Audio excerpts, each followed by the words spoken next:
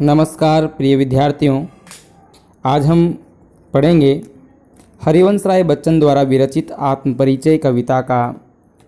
आज ये अंतिम वीडियो है और अंतिम 3 बंद और हमें पढ़ने हैं। आप देख पा रहे होंगे, पहला छंद है, मैं निज रोदन में राग लिए फिरता हूँ, शीतल वाणी में आग लिए फिरता हूँ, हों जिस पर भूपों के प्रासाद न्योछावर, मैं वह खंडहर का भाग लिए फिरता हूँ।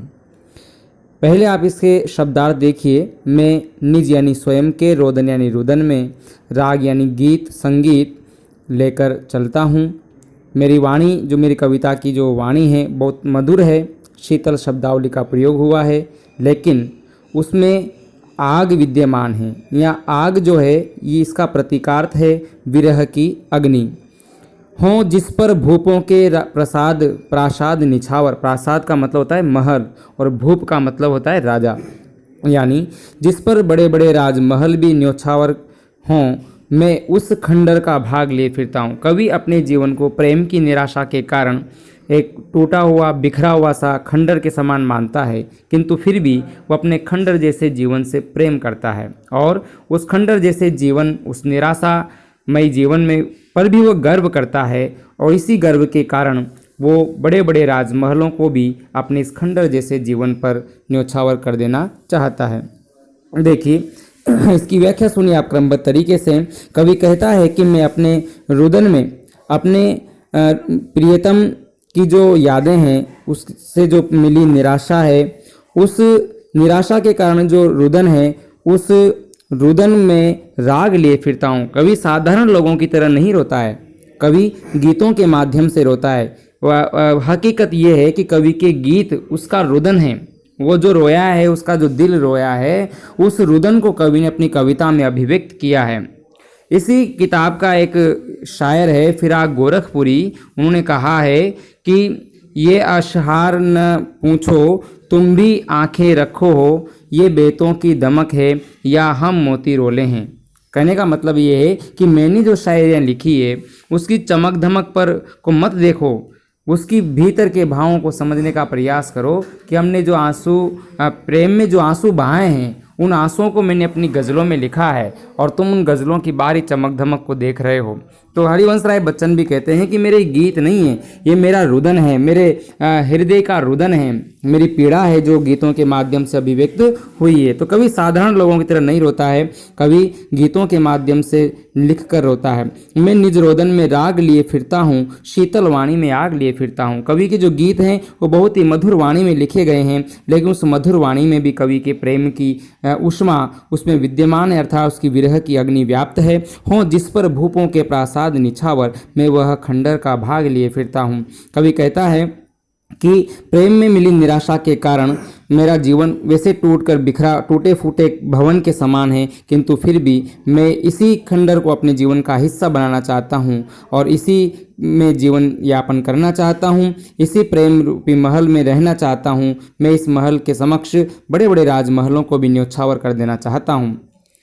तो इस प्रकार से इसका जो मूल भाव है इस कविता का, वो मूल भाव इस प्रकार है कि कवि अपने जीवन में प्रेम की निराशा के बावजूद भी अपने खंडर जैसे जीवन में ही मस्त रहता है, उसी पर अभिमान करता है और जो है अपने रुदन को गीतों और कविताओं के माध्यम से अभिव्यक्त करता रहता है। कवि का जीवन निराशामयी है, प्रेम की निराशा कवि के जीवन में व्याप्त है। और यदि इसके कला सौंदर्य की बात करें तो इसमें जो है शीतल वाणी में आग विरोधाभास अलंकार है और रोदन में राग अनुप्रास अलंकार है। लिए फिरता हूँ, इसे लिए फिरता हूँ, इससे जो है कविता में संगीतात्मकता में वृद्धि हुई है। कवि ने प्रवाहपूर्ण शुद्ध साहित्यिक खड़ी बोली हिंदी भाषा का प्रयोग किया है और इसमें जो है लक्षणा शब्द शक्ति है, माधुर्य के साथ साथ ओज गुण भी है। में से मूलतः इसमें माधुर्य गुण है। इस प्रकार से आप याद रखिए। भाव मैंने बता ही दिया है। छोटी सी टूटी फूटी कुटिया में रहकर ही कवि प्रसन्न रहना चाहता है, उसे राजमहलों का सुख नहीं चाहिए। वो मधुर वाणी में गाए गए गीतों में उसका पीड़ा को व्यक्त करता है ना, वो संतोषी प्राणी है। इस प्रकार से ये मूल भाव है। अगला छंद देखिए।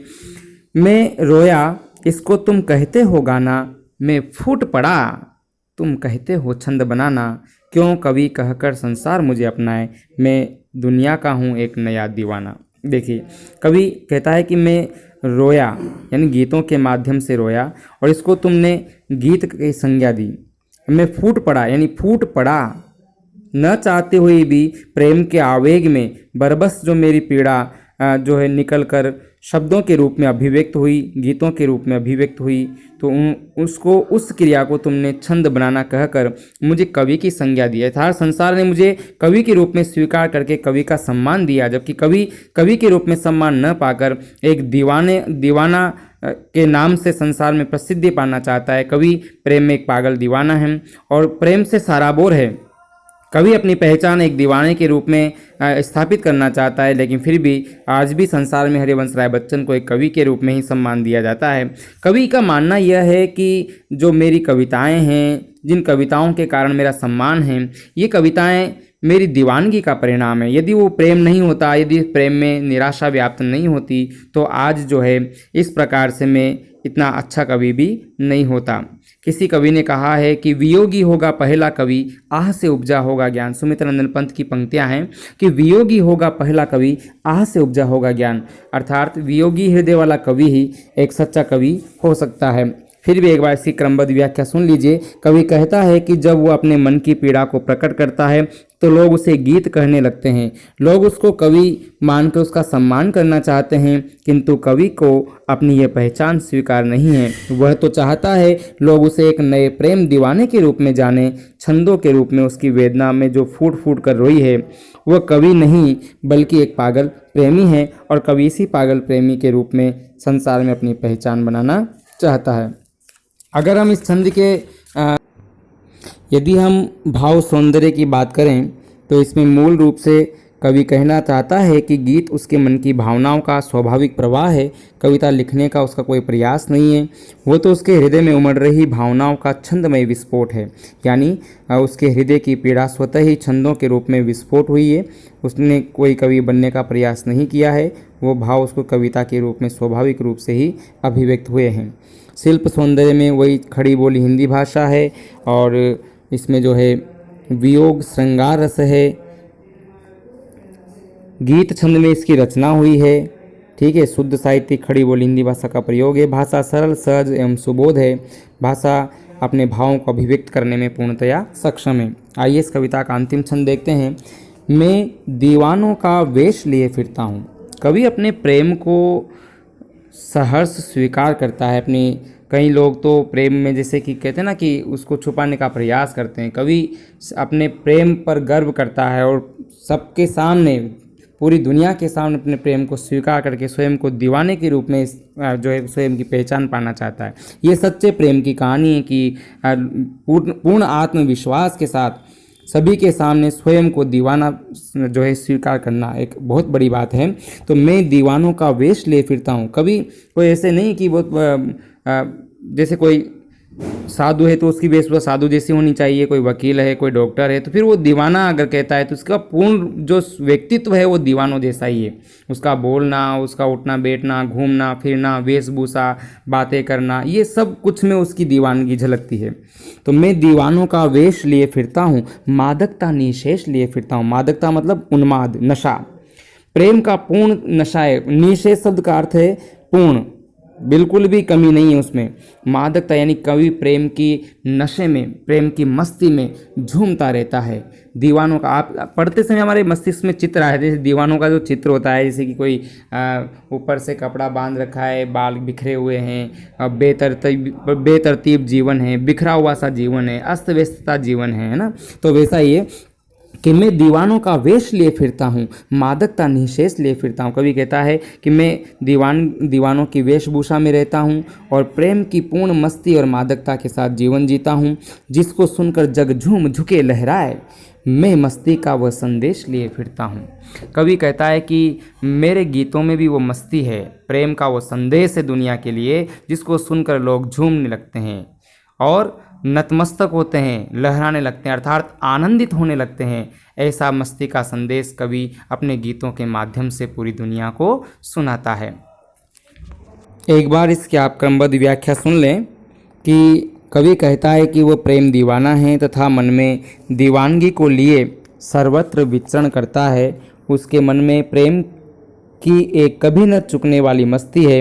वह जहाँ भी जाता है लोगों को प्रेम की मस्ती का संदेश देता है। उसका ये संदेश लोगों को झूमने, झुकने, लहराने को बाध्य कर देता है। तो इसका जो मूल भाव है वो यह है कि कवि ने प्रेम की मादकता का सरस वर्णन किया है। कवि स्वयं प्रेम में दीवाना है तथा प्रेम का संदेश सभी को देता है। गीतों की भाषा सहज, सरल, प्रवाहपूर्ण, साहित्यिक, खड़ी बोली है। कवि ने संस्कृत को तत्सम शब्दावली के साथ बोलचाल के प्रचलित शब्दों का सफल प्रयोग किया है। रचना तुकांत है। मादकता, झूम, झुके शब्द में अनुप्रास अलंकार है। तो मित्रों, आज के लिए इतना ही। धन्यवाद। जिन्होंने अभी तक चैनल को लाइक और सब्सक्राइब नहीं किया है वो ज़रूर करें। आज के लिए इतना ही। धन्यवाद।